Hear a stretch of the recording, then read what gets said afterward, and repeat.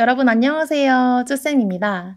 오늘은 유통관리사 3급 2024년 1회 기출문제 해설 시간인데요.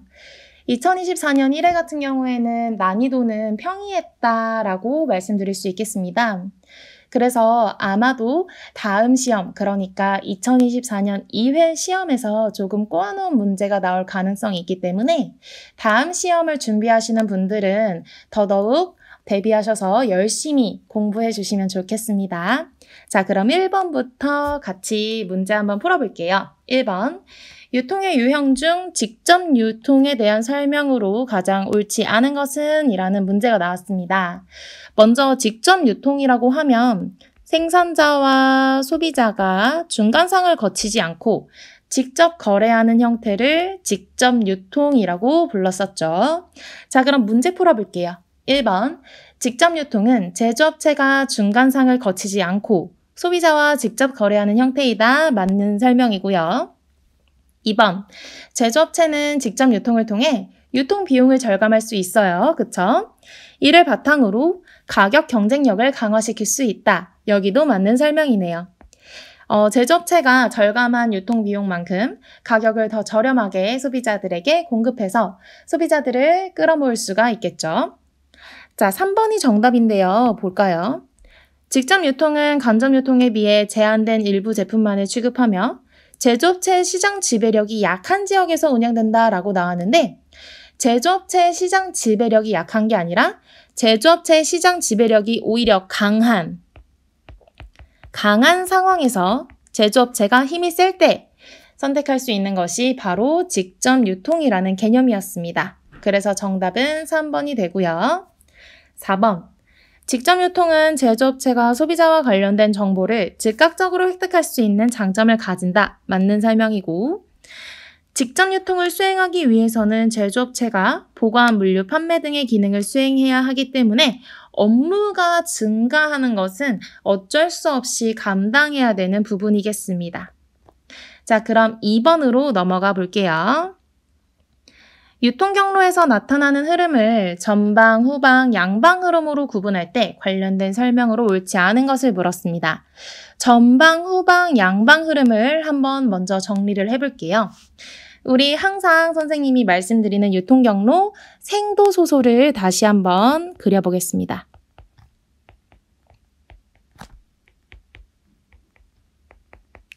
자, 이 생도소소의 유통 경로에서 소비자 쪽으로 갈수록 전방 흐름, 생산자 쪽으로 갈수록 후방 흐름이라고 선생님이 강조를 많이 드렸었죠. 자, 소비자 쪽으로 갈수록 전방, 생산자 쪽으로 갈수록 후방. 그리고 전방과 후방 기능이 동시에 일어날 수 있는 기능을 우리는 뭐라고 하냐면 양방, 양쪽 방향으로 다 간다라고 해서 양방 흐름이라고 합니다. 자, 이제 전방 기능이랑 후방 기능을 다시 한번 빨간색으로 정리를 해볼 건데요. 자, 전방 쪽으로만 가는 기능은 일단 물적인 소유, 그러니까 물건의 이동이죠. 물적 소유 기능이 있고, 그리고 물건의 이동에 따라서 당연히 그 물건의 소유권도 전방으로 이동을 합니다. 그리고 촉진 기능이 있죠. 풀 전략도 쓸 수 있고 푸시 전략도 쓸 수 있는데 어쨌든 풀 전략이든 푸시 전략이든 전부 다 생산자에서 소비자 쪽으로 향하는 방향을 보여주고 있겠습니다. 자, 대신에 이제 후방 기능 같은 경우에는 뭐가 있냐면 먼저 주문 기능이 있습니다. 주문은 당연히 소비자에서 생산자 방향으로 이루어질 수밖에 없겠고 이 주문이 성사가 되면 그 다음에 돈의 흐름, 결제 기능 또한 후방으로 가는 흐름이라고 보실 수 있겠습니다. 그리고 이제 양방, 양쪽 방향으로 다 갈 수 있는 기능들도 있는데요. 협상 기능, 그리고 금융 기능, 마지막으로 위험 부담 기능 이렇게 세 가지가 양방 흐름에 해당을 하게 됩니다. 최근에 출제가 자주 되고 있는 내용들이기 때문에 꼭 필기해 주시고 여러분들이 전방 기능에 뭐가 있는지, 후방 기능에 뭐가 있는지, 양방 기능에 뭐가 있는지 세부적으로 외워주시면 아주 좋을 것 같아요. 자, 그럼 문제 풀어보겠습니다. 1번, 물적 소유는 시간 효용을 창출하며 전방 기능 흐름에 해당한다. 맞는 설명이죠. 2번, 촉진은 제품의 판매를 활성화하는 기능으로 전방 기능 흐름에 해당한다. 맞는 설명. 3번, 위험 부담은 제품의 수요 변화 및 가격 변화에 따른 각종 위험을 부담하는 기능으로 후방 기능 흐름에 해당한다. 이게 틀린 설명이네요. 위험 부담은 생산자가 할 수도 있고 도매상이 할 수도 있고요. 도매상이 할 수도 있고 소매상이 할 수도 있습니다. 이거는 누가 더 많은 돈을 부담하느냐, 계약을 어떻게 하느냐에 따라서 달라질 수 있는 거기 때문에 양방 흐름이라고 하거든요. 그래서 3번, 이 정답이 되고 후방 기능 흐름이 아니라 위험 부담은 양방 기능이다 라고 바꿔주셔야 맞는 설명이 되겠습니다. 4번, 주문은 고정 고객의 확보와 관리를 위해 필요한 기능으로 후방 기능 흐름에 해당한다. 맞는 설명이고요. 5번, 금융은 생산 자금 및 외상 판매와 관련된 것으로 양방 기능 흐름에 해당한다. 맞는 설명입니다. 정답은 3번이었어요. 자, 다음 문제로 넘어가 보겠습니다. 유통 경로가 필요한 이유로 가장 옳은 것을 골라라 라고 했네요. 1번부터 보시죠. 제품의 구매와 판매에 필요한 정보 탐색의 노력을 증가시켜준다 라고 했는데 유통 경로가 있으면, 그러니까 중간상이 있으면 제품의 구매와 판매에 필요한 정보 탐색의 노력을 오히려 감소시켜주는 역할을 하죠. 2번, 교환 과정에서 거래 비용 및 거래 횟수를 줄임으로써 효율성을 높여준다. 이게 정답이네요. 우리 그 전에도 배우셨던 총 거래수, 최소화의 원칙에서 아실 수 있듯이 교환 과정에서 총 거래수가 최소화되기 때문에 여러 가지 비용과 시간을 아낄 수 있다라는 게 바로 유통 경로가 필요한 이유, 유통 경로의 기능이었습니다. 정답은 2번이 되고요. 3번, 반복적인 거래를 감소시킴으로써 구매와 판매를 용이하게 해준다라고 나왔는데 유통 경로가 있는 거랑 반복적인 거래가 감소되는 것과는 관련이 없는 내용입니다. 4번, 한 장소에서 최소의 상품을 취급해서 소비자 정보 탐색에 따른 비용과 시간을 감소시켜준다라고 나왔는데요. 한 장소에서 최소의 상품을 취급하는 것이 중요한 게 아니라 적정한 수의 상품을 취급해서 소비자 정보 탐색에 따른 비용과 시간을 감소시켜준다라고 해야 맞는 설명이 되겠습니다. 한 장소에서 최소의 상품을 취급하게 되면 어떤 일이 일어나냐면 소비자가 원하는 물건을 내가 가지고 있지 않을 가능성이 커지기 때문에 판매 기회가 상실되어 버린다라는 위험성이 생기기 때문이죠. 5번, 제조업체의 다품종 소량 생산, 구매자의 소품종 대량 구매 욕구를 충족시켜준다라고 하는데 애초에 제조업체가 다품종 소량 생산의 욕구가 있다라는 것부터 말도 안 되는 설명이고 구매자가 소품종 대량 구매 욕구가 있다라는 말부터 완전히 말도 안 되는 설명이었습니다. 정답은 2번이 되겠습니다. 자, 4번으로 넘어가 볼게요. 서비스의 특징인 이질성과 관련된 내용으로 옳은 것을 물었습니다. 이질성은 똑같은 서비스를 제공한다고 해도 이 서비스를 제공하는 사람이 누구냐에 따라 서비스의 질이 달라질 수 있다라는 내용이었죠. 자, 1번. 소비자가 생산 과정에 참여한다. 이거는 서비스의 비분리성이었고요. 2번.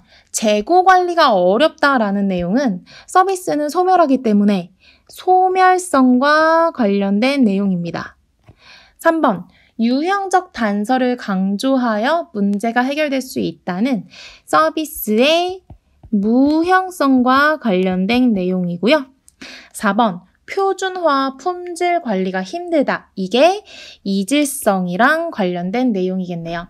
서비스의 품질이 매번 다 달라질 수밖에 없기 때문에 표준화시키는 것, 그리고 품질을 관리하는 것이 매우 힘들다라는 내용입니다.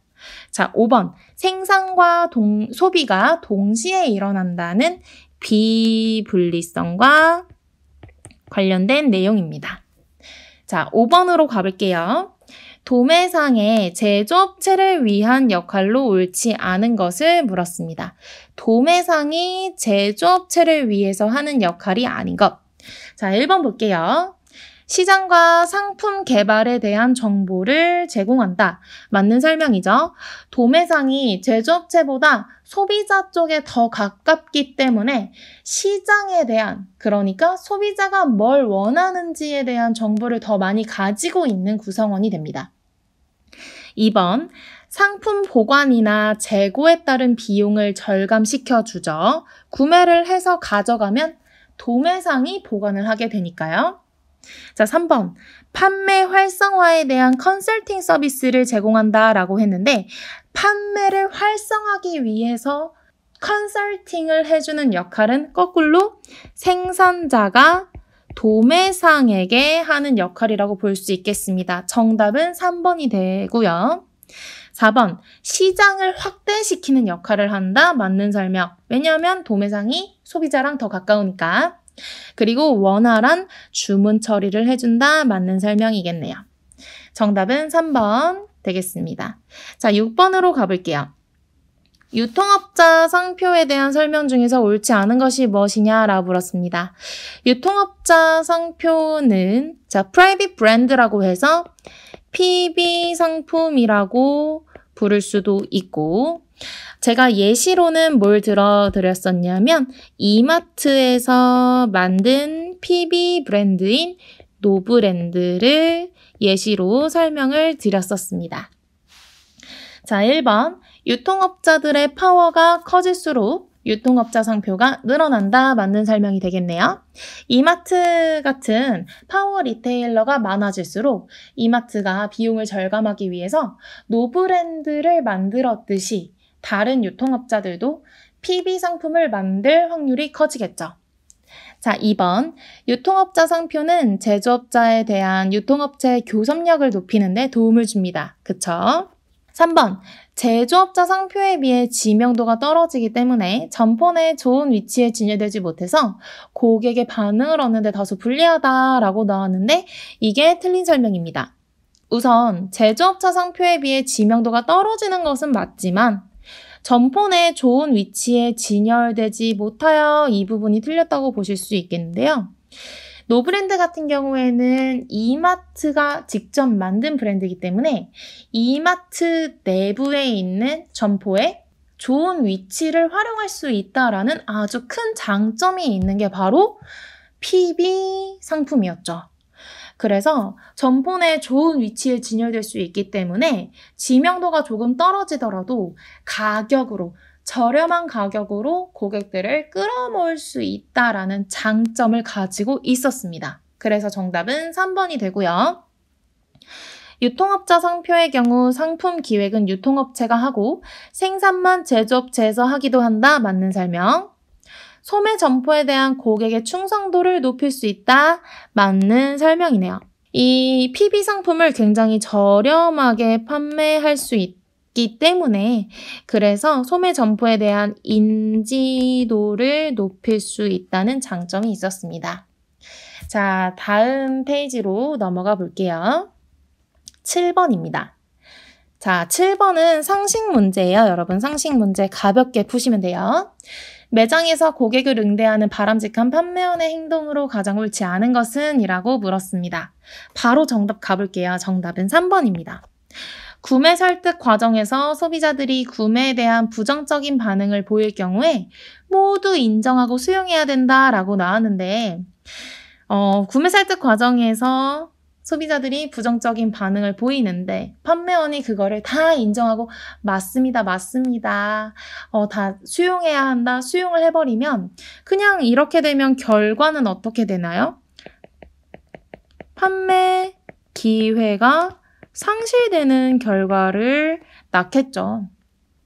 판매원이 이제 고객이 부정적인 반응을 보일 때는 해야 되는 일은 첫 번째가 경청이고, 경청을 하고 소비자의 어떤 부정적인 심리 상태에 공감을 해준 다음에 어떻게든 장점을 부각시켜서 우리 제품을 사도록 설득하는 역할을 해줘야 이게 결국에는 판매까지 이어질 수 있는 가능성이 커진다, 이렇게 생각을 해주셔야 됩니다.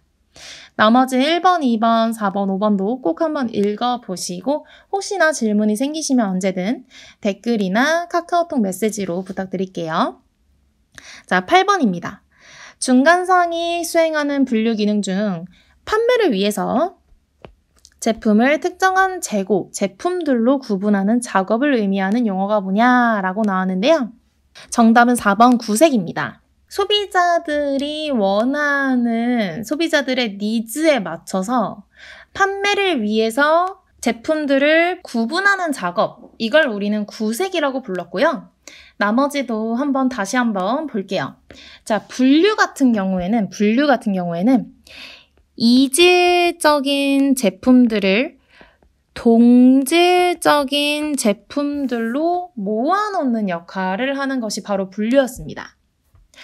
집적 같은 경우에는 모으다라는 뜻을 가지고 있어서 도매상이나 소매상이 여러 개의 거래처들을 돌아다니면서 자기가 필요한 여러 가지 물건들을 모아오는 행위를 바로 집적이라고 했고, 분할 같은 경우에는 분류를 통해서 동질적으로 모아진 상품들이 있잖아요. 이 애들을 소규모로, 소량으로 나누는 것이 바로 분할입니다. 구색이 바로 소비자에게 판매를 하기 위해서 구분한 물건들을 진열하는 행위, 이것을 바로 구색이라고 부르고요. 그래서 구색의 키워드는 판매랑 진열, 이런 말이 나오면 이건 구색이구나, 이렇게 기억을 해주시면 좋겠습니다. 다음은 9번입니다. 고객을 대할 때 행동으로 옳지 않은 것은? 이라고 해서 9번도 굉장히 쉬운 상식 문제로 출제가 되었습니다. 정답은 2번이었는데요. 고객에게 친밀감을 보이기 위해서 최대한 가까이 다가서게 되면 고객이 심리적으로 거부감을 느낄 가능성이 높아지기 때문에 최대한 가까이 다가선다라고 하지 않고 올바르게 표현을 해보자면 적당히 거리를 유지하면서 고객이 판매원에게 호감을 느끼도록 유도하는 방법이 가장 좋겠습니다. 자, 10번으로 가볼게요. 10번도 경청 관련된 문제로 상식 문제입니다. 10번의 정답은 2번이었어요. 고객의 말을 자신의 경험과 지식에 근거하여 판단하고 해석하며 적극적으로 듣는다라고 나와서 틀린 설명이죠. 경청을 하는 게 중요하다라고 말씀을 드렸는데, 경청은 잘 듣는다, 집중해서 잘 듣는다라는 뜻이잖아요. 이때 자신이 가지고 있는 경험이나 지식에 근거해서 함부로 판단하지 않도록 노력해야 되고, 있는 그대로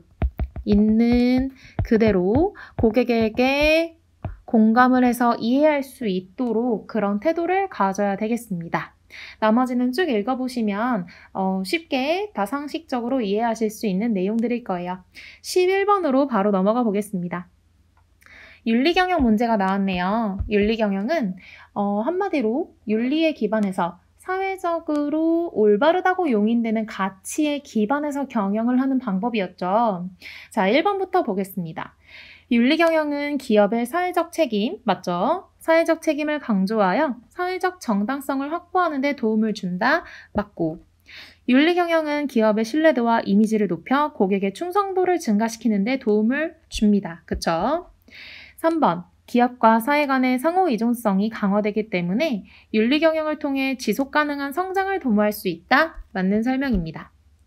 윤리경영은 다양한 이해관계자들과 긍정적인 관계를 형성하여 협력을 강화하고 기업 목표 달성에 도움을 준다, 맞죠? 5번이 자연스럽게 정답이 되겠는데요.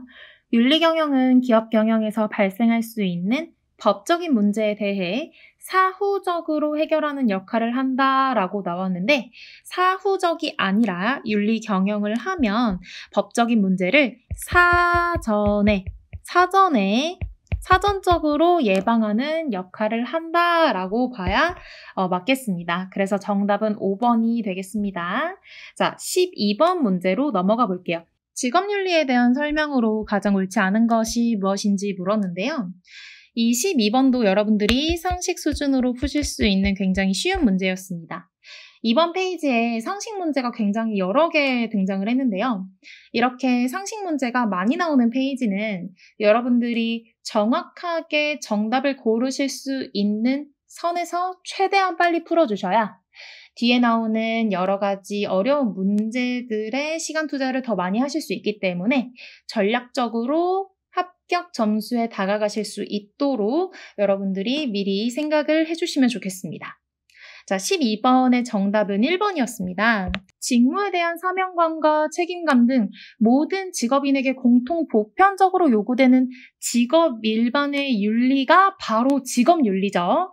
그래서 1번이 완전 틀린 설명이 되는 거고 나머지 2번, 3번, 4번, 5번도 꼭 읽어보시되 우리가 정리해야 될 내용은 뭐냐면 일반적으로 우리가 한 사회 구성원으로서 가져야 되는 윤리가 있고 그 안에 직업인으로서 가져야 되는 윤리가 있습니다. 그리고 이 직업윤리 안에 각 직업별로 더더욱 강조되거나 직업별로 갖춰야 될 윤리적인 내용들이 있잖아요.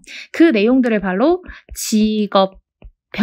직업별로 가져야 되는 윤리라고 해서 직업별 윤리라고 해요.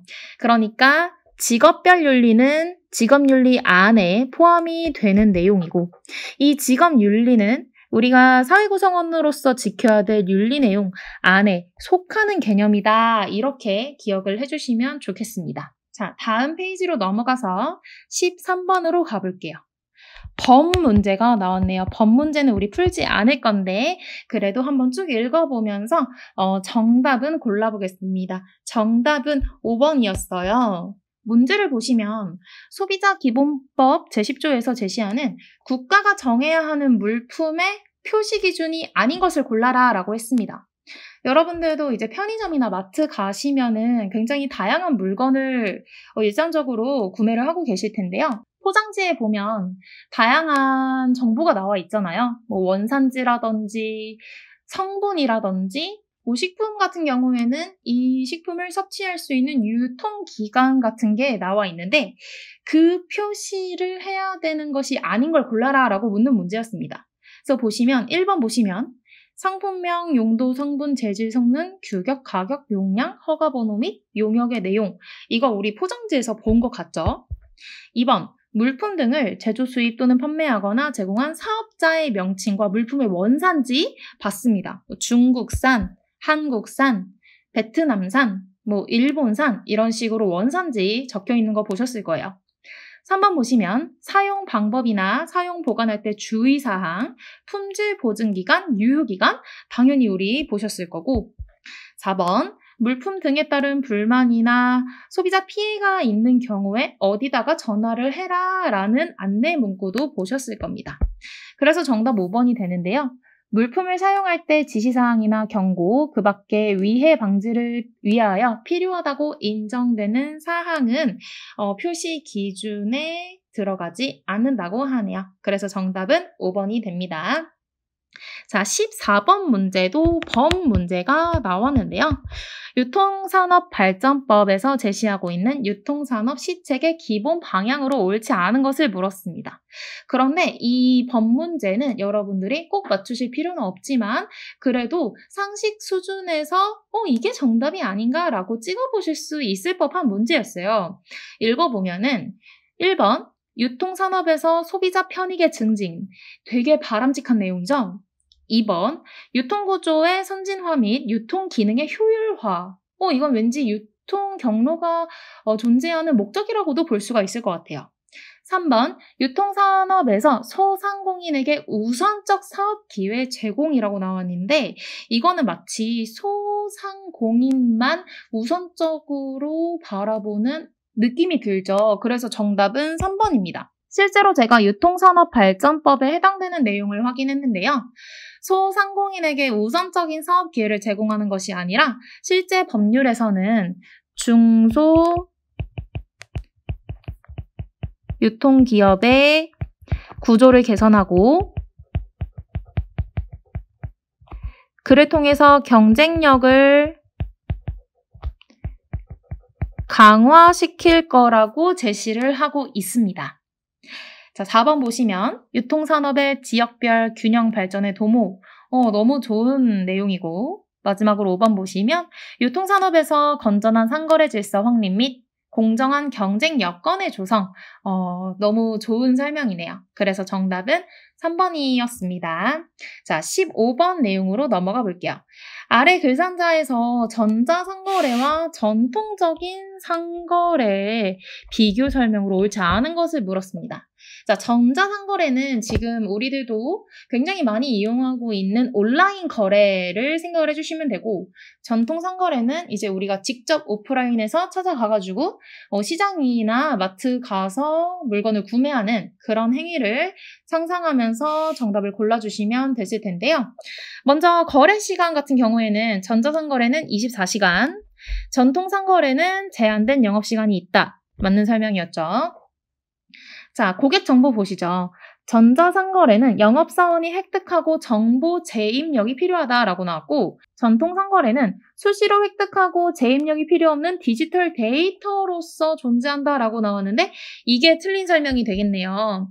왼쪽 내용이랑 오른쪽 내용이 바뀌어야 맞는 설명이죠. 전자상거래는 디지털 데이터, 전통상거래는 영업사원이 직접 획득하는 정보다라고 바뀌어야 맞겠습니다. 그래서 정답은 니은 2번이 될 거예요. 자, 16번으로 내려가 보겠습니다.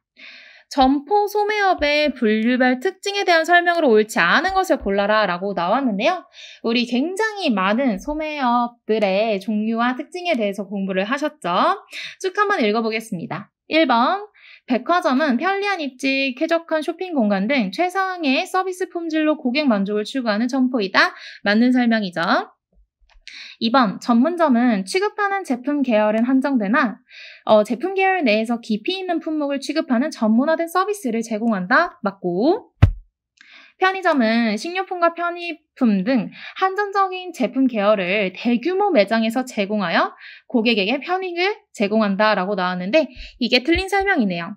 편의점은 일반적으로 소규모 매장으로 24시간 운영을 하면서 고객들에게 접근성이 중요하기 때문에 소규모 매장으로서 동네마다 굉장히 많은 점포를 두고 고객들에게 다가가고 있는 소매업입니다.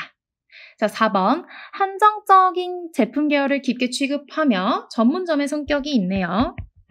그리고 할인점보다 저렴한 가격으로 전략을 추진하는 점포는 카테고리 킬러입니다. 맞은 설명이죠. 전문점과 할인점의 특징을 다 가지고 있는 점포. 자, 5번 보시면 슈퍼마켓은 일반적으로 다품종, 저가격, 저서비스, 고회전율 전략을 실행한다. 맞는 설명이네요. 자, 다음 페이지로 넘어가서 17번 보겠습니다. 말하기와 관련된 판매원의 자세를 물었고 상식 문제입니다.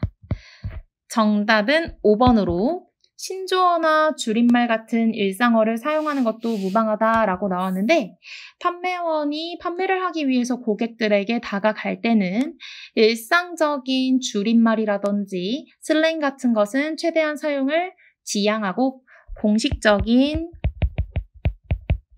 언어를 사용하도록 노력해야 된다. 이렇게 바꿔주셔야 되겠습니다. 자, 18번으로 바로 내려갈게요. 다음 중 불공정 거래 행위로 옳지 않은 것을 물었습니다. 1번, 정상 가격으로 매입한 직매입 또는 주문 제조 상품이 있었어요. 그럼 정상 가격으로 계약을 하고 매입을 했다는 거죠. 근데 이거를 할인 행사를 이유로 해서 납품 대금을 낮춰서 지급한 경우에는 불공정 거래 행위가 맞습니다. 사실 할인 행사라는 건 도매업 제조업체나 소매업체의 재량권이잖아요. 자기들이 많이 팔고 싶어서 할인을 하는 건데 이런 할인에서 낮춰진 가격을 제조업체에게 넘긴다는 행위 자체가 불공정 거래 행위이고 계약 위반이기 때문에 1번은 불공정 거래 행위가 맞습니다. 자, 2번 보시면 직매입 납품업체 과정에서 상품의 오손, 훼손, 하자가 발생했대요. 상품 대금을 줄여서 지급한 경우에는 요거는 불공정 거래 행위가 아니에요. 상품에 오손이나 훼손이나 하자가 있을 경우에는 우리 회계적으로도 매입 애누리라고 해서 그 하자가 있는 상품의 금액만큼을 할인을 받거나 아예 환불을 받을 수도 있습니다. 그래서 정답은 2번이 되고요. 자, 3번도 보시죠. 주문 제조 거래 계약에 대해 소매업자의 사정 또는 판매 트렌드 변화를 이유로 납품 기일을 연기하거나 납품을 거부하는 경우에도 1번과 같은 상황으로 불공정 거래 행위가 맞겠죠. 4번, 직매입 또는 주문 제조거래 계약을 특정 매입 계약으로 전환하면서 기존의 재고 상품을 특정 매입 상품으로 취급해서 반품하는 경우가 있대요. 이것도 당연히 불공정 거래 행위입니다. 우리 소매업의 종류를 배우실 때 재고 부담을 누가 하느냐에 따라서 아마 백화점 내용으로 나왔을 거예요. 재고 부담을 누가 하느냐에 따라서 직매입 방식이랑 특정 매입 방식으로 구분이 된다라고 설명을 드렸는데요. 재고 부담을 첫 번째로 백화점이 하게 되면 직매입 방식, 그리고 만약에 재고 부담을 제조업자한테 다시 넘기게 되는 경우에는 특정 매입 방식이라고 불렀죠. 근데 4번 같은 경우를 보시면 지금 직매입을 해가지고 재고가 남아있는데 이거를 특정 매입 계약으로 마음대로 전환을 해버리는 경우가 있을 수 있다는 거죠. 이것 또한 계약 위반이기 때문에 불공정 거래 행위가 맞습니다. 자, 마지막 5번. 납품업자에게 배타적 거래 계약을 하도록 유도하거나 납품업자가 다른 사업자와 거래하는 것을 방해한 경우 당연히 불공정 거래 행위로 들어가게 되겠죠. 자, 18번의 정답은 2번이었습니다. 자, 19번으로 내려가 볼게요. 양성평등과 관련한 사항 중 옳지 않은 것이 무엇이냐 물었고 양성평등 당연히 상식 문제입니다. 자, 쭉 읽어보시면 정답은 3번인데요.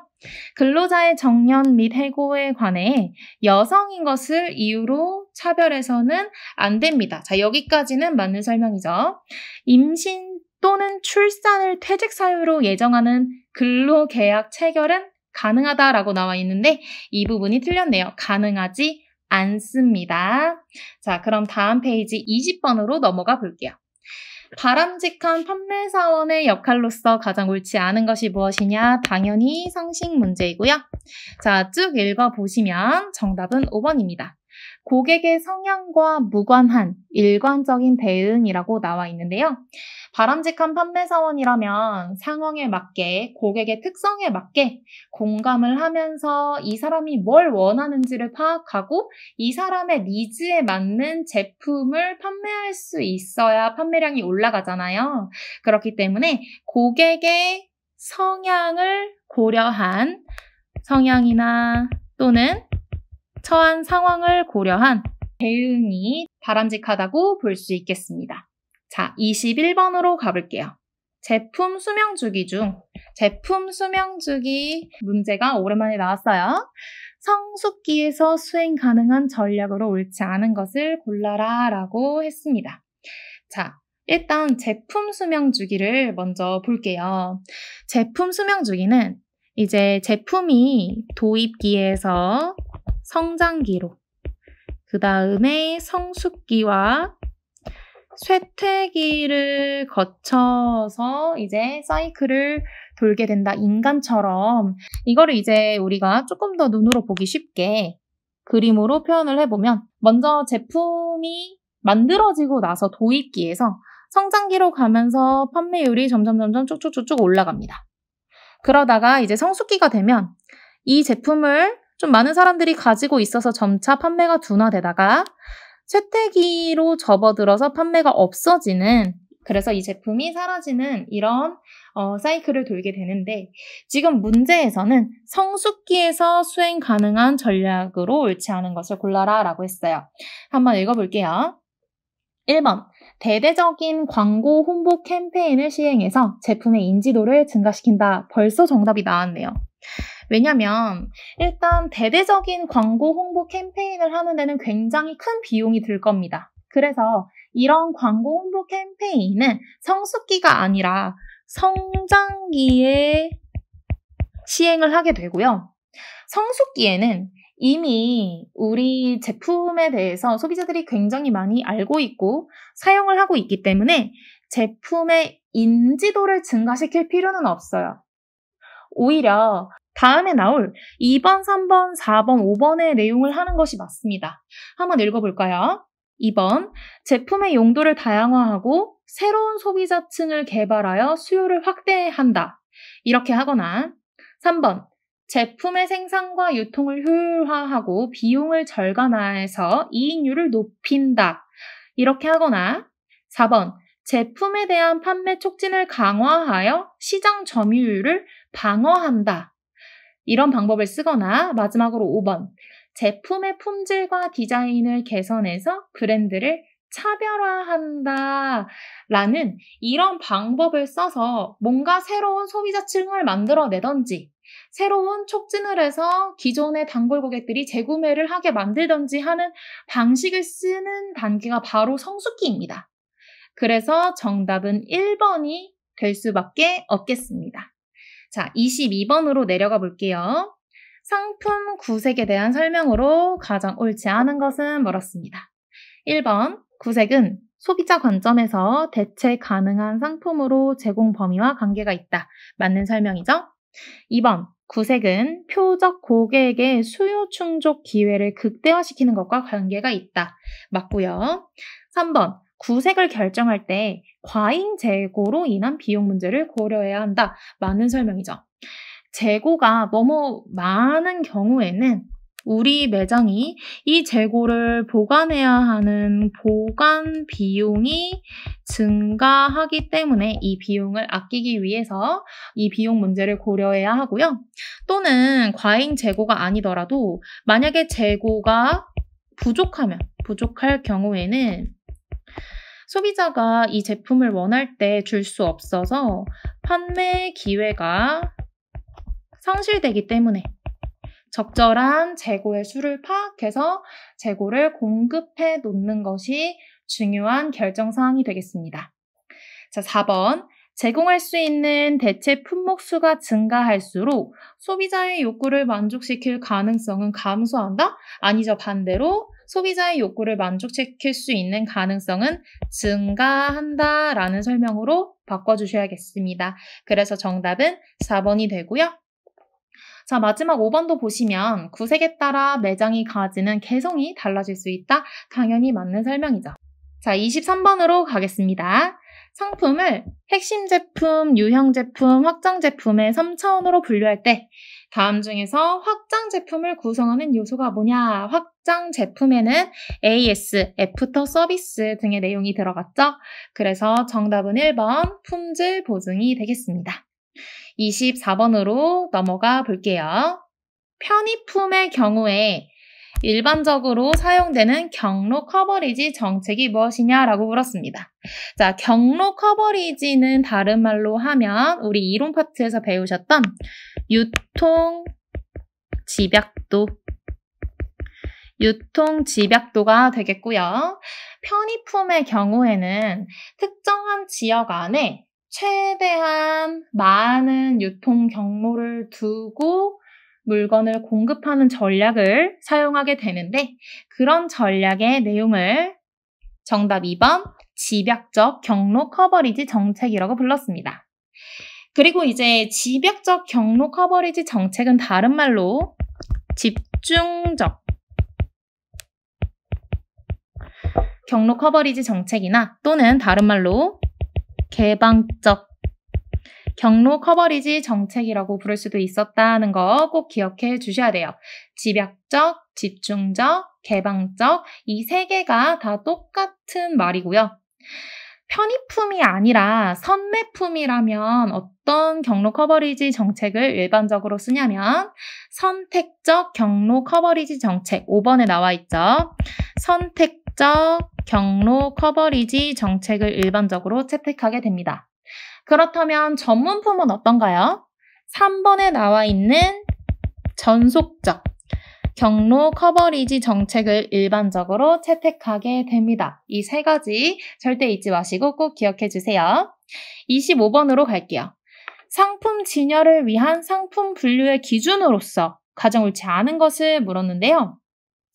색상, 스타일, 가격대, 사용 용도 전부 다 객관적으로 표현이 되는 기준들이지만 정답 5번으로 구매 충동성이라는 것은 소비자들의 마음속에서 일어나는 일이기 때문에 매우 주관적이고 그렇기 때문에 예측이 불가합니다. 예측이 불가해서 이 구매 충동성을 상품 진열을 위한 상품 분류의 기준으로 사용하기에는 좀 적절하지 않다라고 볼 수가 있겠죠. 그래서 정답은 5번이고요.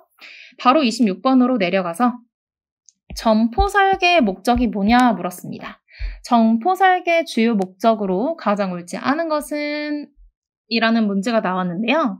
점포 설계와 점포 디자인은 결국에는 소비자들이 쇼핑을 편리하게 하게끔 소비자들의 편익을 증진하고 그래서 매출 향상을 목적으로 하는 게 가장 큰 목적이 아니겠어요? 1번, 2번, 3번, 4번, 5번 보시면 한 가지만 직원 중심적인 설명 내용이 나와 있습니다. 그래서 정답은 2번이 되는데요. 직원의 작업 공간 확대는 점포 설계의 목적으로 볼 수는 없습니다. 점포라는 것은 결국에는 물건들을 다 구비를 해서 진열을 해놓고 소비자들을 만나기 위한 공간이지 직원의 작업 공간은 소비자들에게 보여지는 소비자들을 만나는 공간이 아니기 때문에 점포 설계의 주요 목적으로는 볼 수가 없죠. 그래서 정답은 2번이고요. 자, 27번 가볼게요. 매장의 구성에 대한 내용으로 가장 옳지 않은 것은 이라는 문제가 나왔습니다. 자, 1번. 매장 내 배치의 기본 원칙은 고객이 쉽게 원하는 물건을 찾을 수 있도록 하는 동시에 매장 전체를 돌아볼 수 있도록 동선을 구성하는 것이다. 맞는 설명이죠. 2번.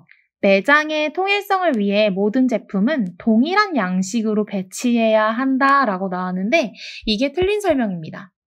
만약에 우리 매장이 격자형 매장이었다면 맞는 설명이 될 수도 있겠지만 만약에 자유형 매장이었다면 감각적으로 자유롭게 물건들을 배치하게 되잖아요. 그렇기 때문에 자유형 매장에는 해당하지 않는 설명이 되기 때문에 정답 2번입니다. 자, 3번, 4번, 5번도 볼게요. 3번. 매장 내 색상은 고객의 행동에 영향을 미친다. 맞는 설명이죠. 4번. 매장 내 종업원의 복장은 고객의 행동에 영향을 미칩니다. 5번.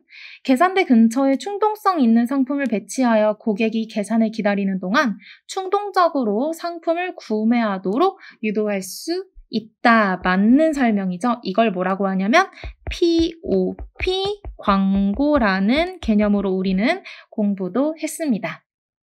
자, 28번으로 넘어가 볼게요. 고객을 응대하는 기법으로 가장 옳은 것은 이라고 해서 상식 문제입니다.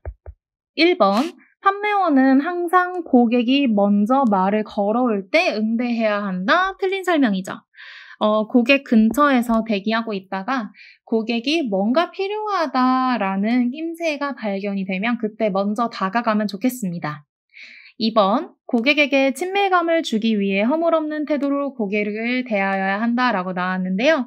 허물없는 태도라고 하면 친구처럼 야, 안녕 이렇게 할 수도 있잖아요. 그렇기 때문에 판매원은 항상 예의를 갖춰서 정중하게 고객을 대해야 합니다. 3번, 고객과의 대화는 설득의 성격이 있으므로 더 많은 정보를 갖고 있는 판매자가 주도를 할 필요가 있다라고 나와 있는데요. 판매자의 기본적인 원칙은 고객의 말을 경청하는 거잖아요. 경청한다는 건 이 대화에서 주도권을 누가 가지고 있냐면 고객이 가지고 있다라는 것을 의미합니다. 경청은 대화의 주도가 고객에게 있다. 그렇기 때문에 판매자가 주도해야 된다라는 말은 틀린 설명이고, 자, 4번 볼게요. 상품은 점포의 것이기도 하지만 판매가 되면 곧 고객의 것이 될 수도 있기 때문에 제시나 취급에 최대한 신중한 자세로 임하여야 한다. 이게 정답이죠. 어떤 매장은 상품에 기스 하나도 내지 않게 하기 위해서 장갑을 끼고 상품을 보여주거나 시연을 하는 모습을 나타내기도 합니다. 5번, 고객 요구를 파악하여 요구에 맞는 상품을 최대한 많이 제시한다. 틀린 설명이죠. 최대한 많이, 우리 매장이 가지고 있는 모든 제품군을 다 제시했을 경우에는 고객이 오히려 혼란스러워할 수 있기 때문에 고객의 니즈에 맞는 상품 한 3, 4개 정도를 제시하는 그런 방식으로 가주시는 게 좋겠습니다. 29번으로 갈게요. 29번 같은 경우는 여러분 최근에 2급, 유통관리사 2급의 기출문제로 나왔던 내용입니다. 포스 관련 내용이고요. 판매 시점 관리 포스죠. 자, 포스 시스템의 장점에 대한 설명으로 가장 옳지 않은 것은? 이라고 물었습니다. 1번, 매상 등록 시간이 단축돼서 고객 대기 시간을 줄일 수 있다. 맞는 설명이죠. 지금은 판매원이 하나하나 다 적고 입력할 필요 없이 포스기 시스템을 이용해서 정보를 입력하는 시간을 굉장히 많이 단축을 했잖아요. 자, 2번으로 보겠습니다. 포스 도입으로 판매원의 교육 훈련 시간이 증가하지만 입력 오류를 방지할 수 있다? 이게 틀린 설명이네요. 포스 도입으로 판매원의 교육 훈련 시간도 짧아지고 감소하고 그렇기 때문에 입력 오류를 방지할 수 있다. 이렇게 바뀌어야 맞는 설명이죠. 포스 기계를 어떻게 사용하는지 그 기계 사용법만 익히게 해주면 판매원이 알아서 다 처리를 할 수 있기 때문에 판매원의 교육 훈련 시간도 짧아진다라고 바꿔주셔야 맞습니다. 자, 3번. 단품 관리에 의해서 잘 팔리는 상품과 잘 팔리지 않는 상품을 파악할 수 있다. 맞죠? 모든 정보가 숫자로 데이터화 되니까요. 4번. 상품 기획이나 매장 효율성 제고 등에 활용할 수 있다. 맞고, 포스 시스템은 유통업체뿐만이 아니라 제조업체에게도 의미 있는 정보를 제공한다. 맞는 설명이네요. 그래서 정답은 2번이 되겠습니다. 자, 30번입니다. 서비스 품질을 평가하는 서브컬 오랜만에 나왔어요. 자, 서브컬 하면 우리 꼭 기억해 주셔야 되는 신, 확, 유, 공, 대 알고 계시죠?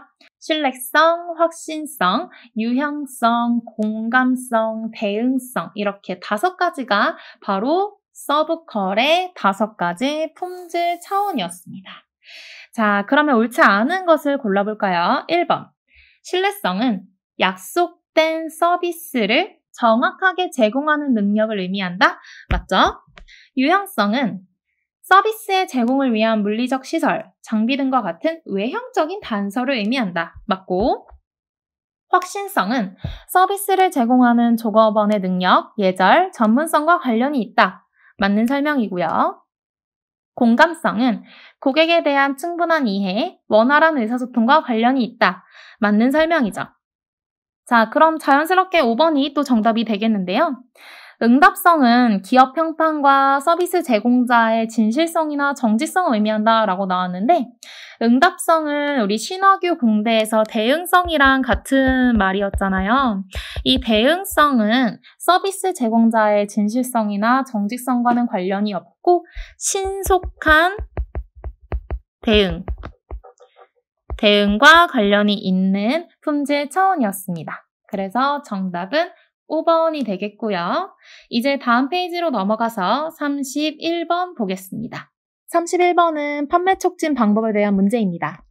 1번 보시죠. 샘플은 가격에 민감한 고객에게 가격을 할인해주는 효과가 있어 즉각적인 상품 구매를 유도한다 라고 나왔는데요. 샘플이 아니라 가격 할인에 대한 설명입니다. 2번, 쿠폰은 모든 소비자에게 할인해주지 않으면서 제품 사용의 기회를 제공한다는 점에서 효과가 있다라고 하는데 제품 사용의 기회를 제공하는 것이 바로 샘플이죠. 3번, 프리미엄은 정상 가격에 기존 제품보다 더 많은 양이나 더 많은 개수의 제품을 제공하는 것이다 라고 했는데 해당 내용은 프리미엄이 아니라 1+1 또는 2+1을 해주는 보너스 팩에 대한 내용입니다. 4번, 경품은 제품 구매에 대한 확실한 보상으로 무상 또는 저렴한 가격으로 제품이나 서비스를 제공해주는 것이다 라고 했는데요.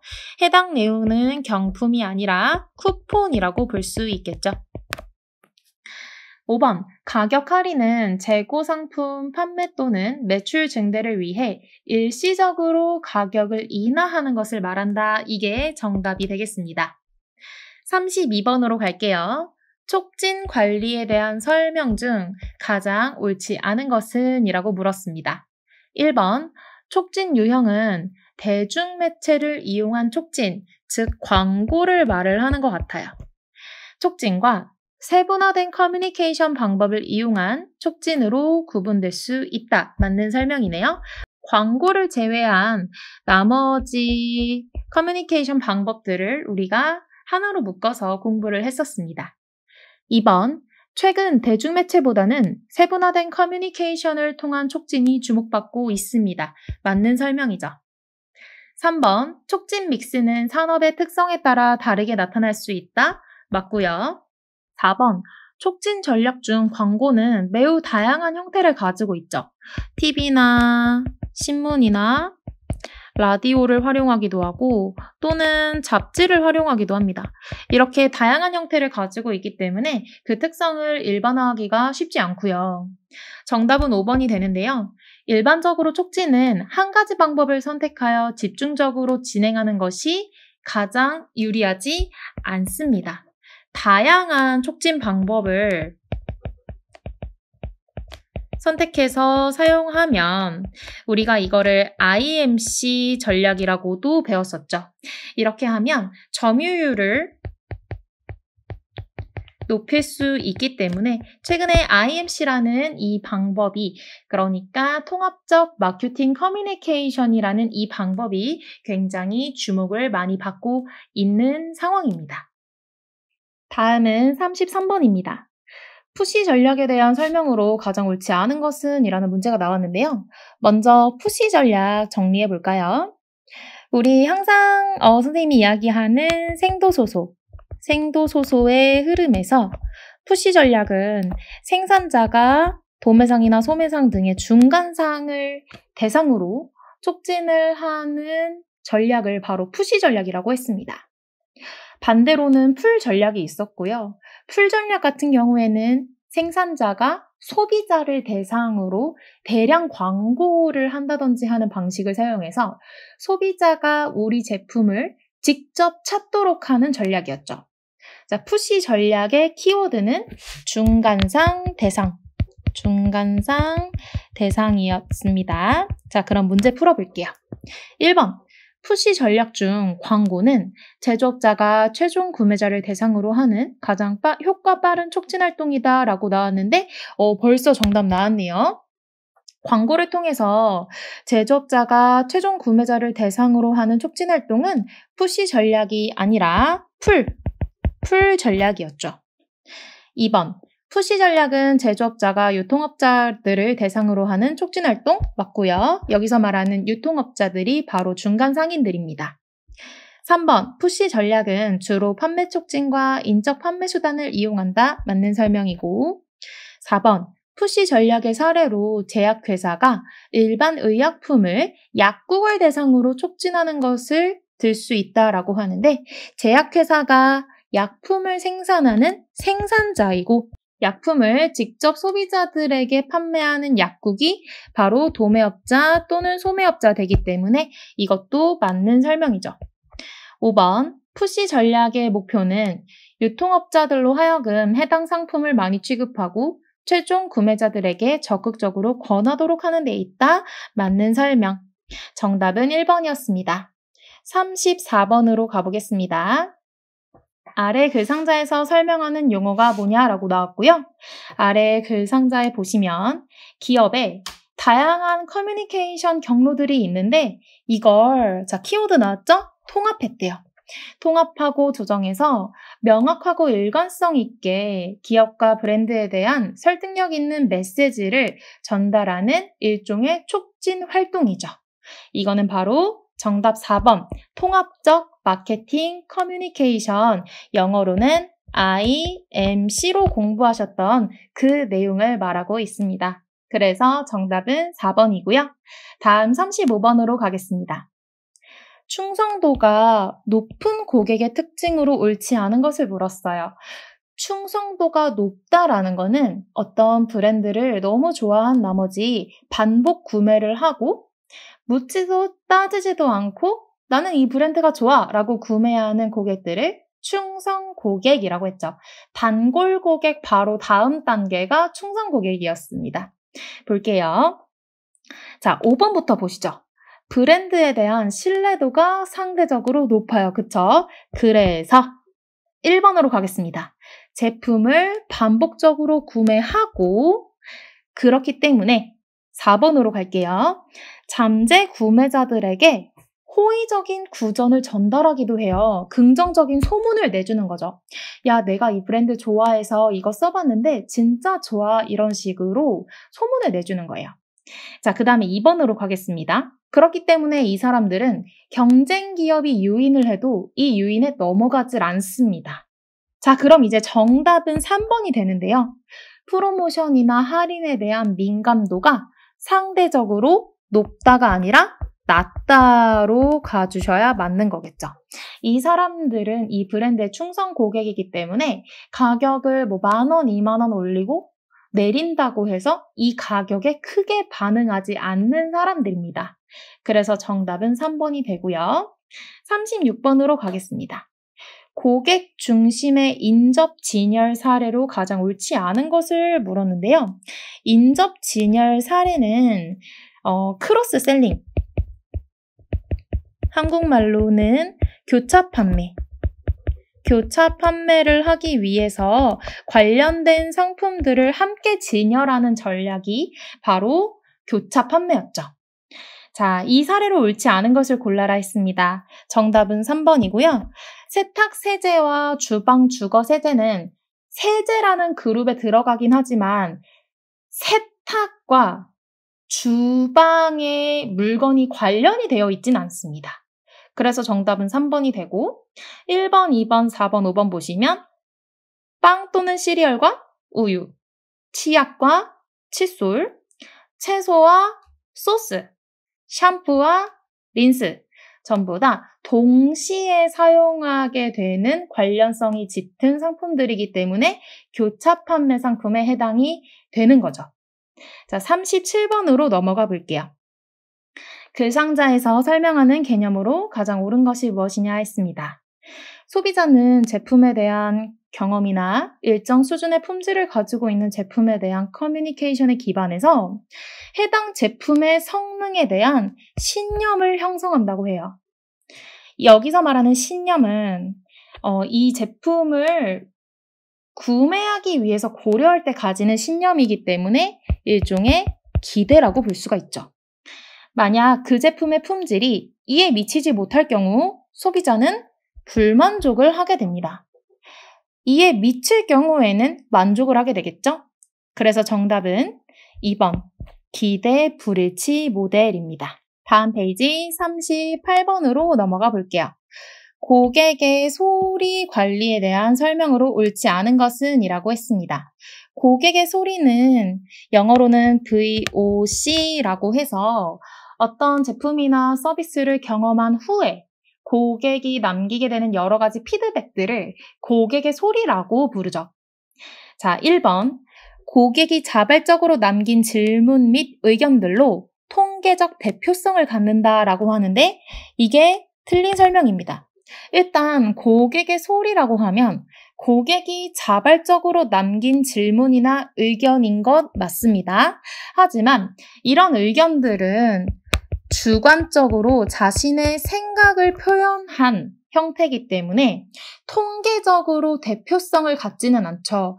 통계적 대표성을 가지려면 숫자로 표현되거나 숫자 표현으로 변환이 되어서 결국에는 객관적으로 표현이 가능해야 하는데 이 고객의 소리 자체가 대표성을 갖기는 어렵습니다.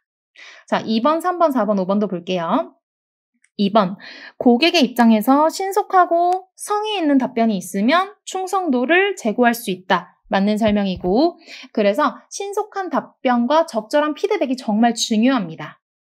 3번, 이메일이나 정기적인 서비스 콜을 통해 지속적으로 고객의 소리를 관리한다. 맞는 설명이죠.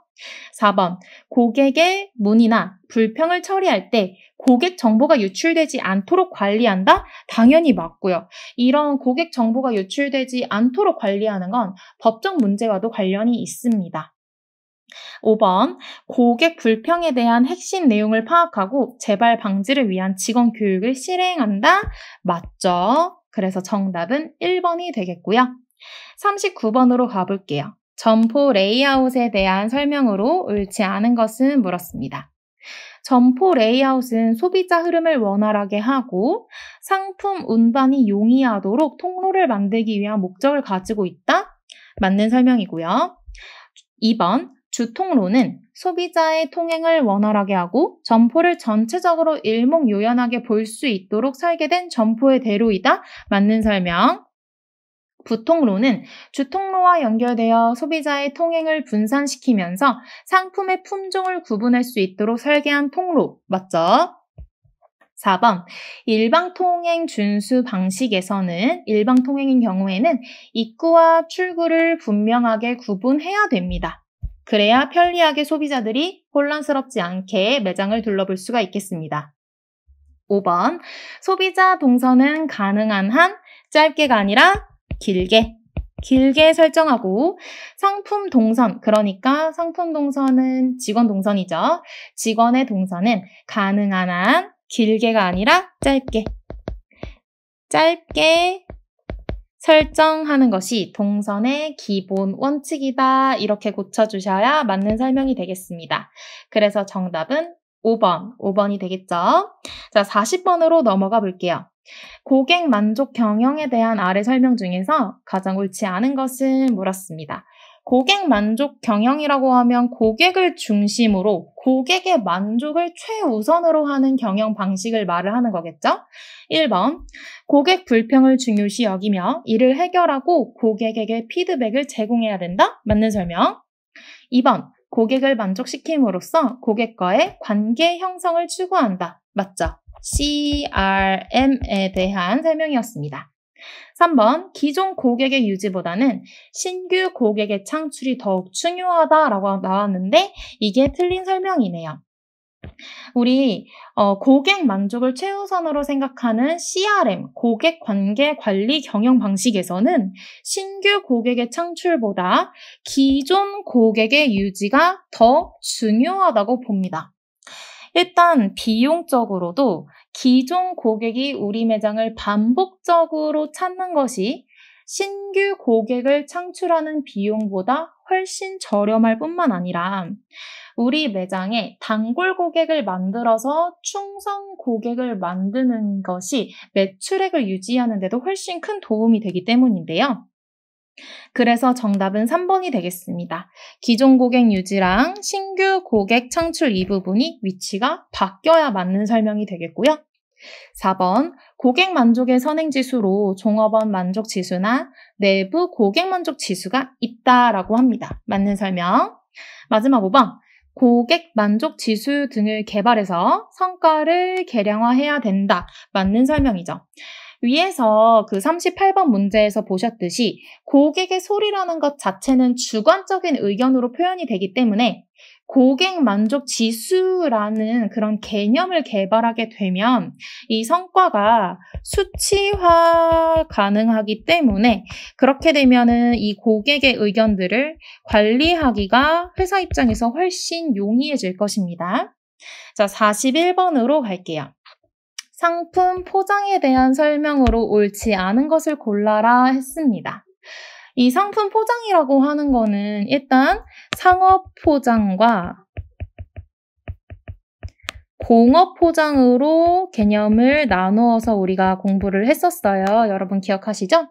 자, 상업 포장은 소비자들을 위한 포장으로 기본적으로는 상품을 보호하는 것이 목적이 있지만 추가적으로 디자인적인 요소를 가미한다든지 정보를 전달하는 역할도 있었습니다. 공업 포장은 공장에서 이제 도매상인이나 소매상인에게 이동을 할 때 사용하는 그런 공장의 포장이었기 때문에 유일하게 이제 상품의 보호나 또는 보관을 위한 목적만 있었죠. 자, 1번 보겠습니다. 상품 포장은 소비자의 주의를 끌 수 있다. 맞는 설명. 2번, 상품 포장은 제품의 특징을 표현해 줍니다. 그렇죠. 3번, 기업과 브랜드가 즉각적으로 인식되는 상품 포장은 피해야 한다. 이게 틀린 설명이네요. 우리 상품 포장 보면 기업의 이름이나 브랜드 로고가 굉장히 잘 보이게 인쇄되는 모습을 여러분들이 편의점이나 마트 가서도 많이 보셨을 겁니다. 왜냐하면 우리 상품의 기업과 브랜드를 잘 인식을 시키면 브랜드 인지도를 높이는 데에 굉장히 큰 도움이 되기 때문이죠. 4번, 상품 포장은 제품을 보호하며 사용을 더 편리하게 만드는 역할을 합니다. 5번, 재활용 및 분리수거가 가능한 재료를 사용한 상품 포장은 친환경 이미지를 강조할 수 있겠죠.